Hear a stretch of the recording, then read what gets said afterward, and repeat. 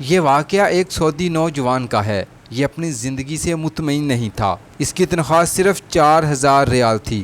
شادی شدہ ہونے کی وجہ سے اس کے اخراجات اس کی تنخواہ سے کہیں زیادہ تھے۔ مہینہ ختم ہونے سے پہلے ہی اس کی تنخواہ ختم ہو جاتی اور اسے قرض لینا پڑ جاتا تھا۔ یوں وہ آہستہ آہستہ قرضوں کی دلدل میں ڈوبتا جا رہا تھا اور اس کا یقین بنتا جا رہا تھا کہ اب اس کی زندگی اسی حال میں ہی گزرے گی۔ باوجود یہ کہ اس کی بیوی اس کے مادی حالات کا خیال کرتی، لیکن قرضوں کے بوجھ میں تو سانس لینا بھی بہت دشوار ہوتا ہے۔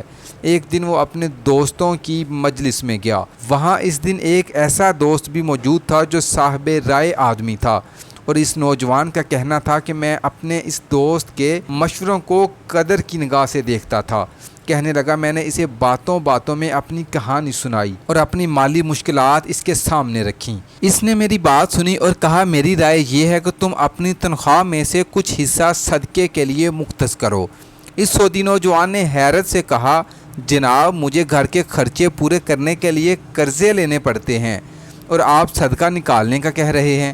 خیر میں نے گھر آ کر اپنی بیوی کو ساری بات بتائی تو بیوی کہنے لگی، تجربہ کرنے میں کیا حرج ہے، ہو سکتا ہے اللہ جل شان تم پر رزق کے دروازے کھول دے۔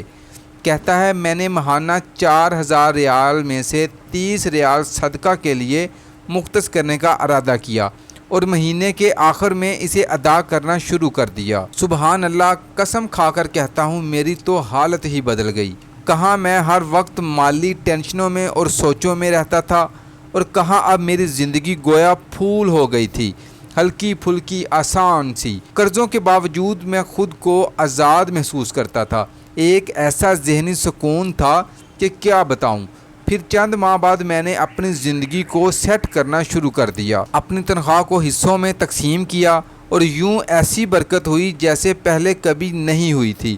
میں نے حساب لگا لیا اور مجھے اندازہ ہو گیا کہ کتنی مدت میں انشاءاللہ قرضوں کے بوجھ سے میری جان چھوٹ جائے گی۔ پھر اللہ عز و جل نے ایک اور راستہ کھولا اور میں نے اپنے ایک عزیز کے ساتھ اس کے پراپرٹی ڈیلنگ کے کام میں حصہ لینا شروع کیا۔ میں اسے گاہک لا کر دیتا اور اس پر مجھے مناسب پرافٹ مل جاتا۔ الحمدللہ میں جب بھی کسی گاہک کے پاس جاتا وہ مجھے کسی دوسرے تک رہنمائی ضرور کرتا۔ یہاں پر بھی وہی عمل دہراتا کہ جب بھی پرافٹ ملتا میں اس میں سے اللہ کے راستے کے لیے صدقہ ضرور نکالتا۔ اللہ کی قسم صدقہ کیا ہے کوئی نہیں جانتا سوائے اس کے جس نے اسے آزمایا ہو۔ صدقہ کرو اور صبر سے چلو، اللہ کے فضل سے خیر و برکتیں اپنی آنکھوں سے برستے دیکھو گے۔ جب آپ کسی مسلمان کو تنخواہ میں سے صدقے کے لیے رقم مختص کرنے کا کہیں گے اور وہ اس پر عمل کرے گا تو آپ کو بھی اتنا اجر ملے گا جتنا صدقہ کرنے والے کو ملے گا، اور صدقہ دینے والے کے اجر میں کوئی کمی واقع نہیں ہوگی۔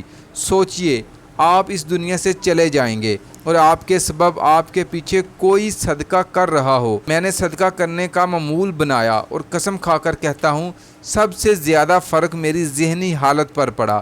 ایک ایسا اطمینان محسوس ہوتا ہے کہ جس کا جواب نہیں۔ کیا آپ کو صدقے کے فوائد معلوم ہیں؟ صدقہ جنت کے دروازوں میں سے ایک دروازہ ہے۔ صدقہ اعمال صالحہ میں افضل عمل ہے اور سب سے افضل صدقہ کھانا کھلانا ہے۔